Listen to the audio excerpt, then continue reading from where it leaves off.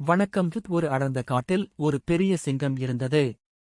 அந்த சிங்கம் நான் தான் இந்த காட்டிற்கே அரசன் என்று எப்போதும் பெருமை கொண்டிருந்தது.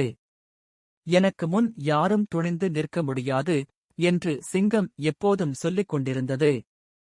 ஒருநாள் ஒரு சிறிய முயல் அந்த சிங்கத்தை சந்தித்தது. சிங்கம் கிண்டலாக, "முயலே, நீ இவ்வளவு சிறியதாக இருக்கிறாய். உன்னால் என்ன செய்ய முடியும்?" என்று கேட்டது.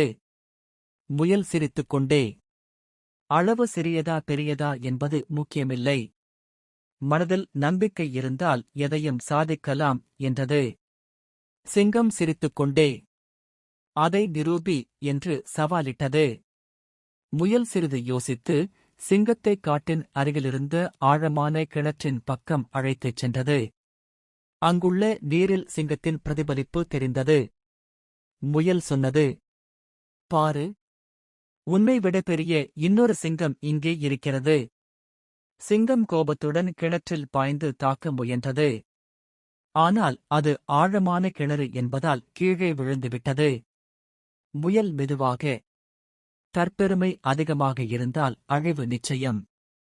சிறியவன் கூட புத்திசாலித்தனமாக இருந்தால் பெரிய சாதனை செய்ய முடியும்" என்று சொல்லி அங்கிருந்து சென்றது.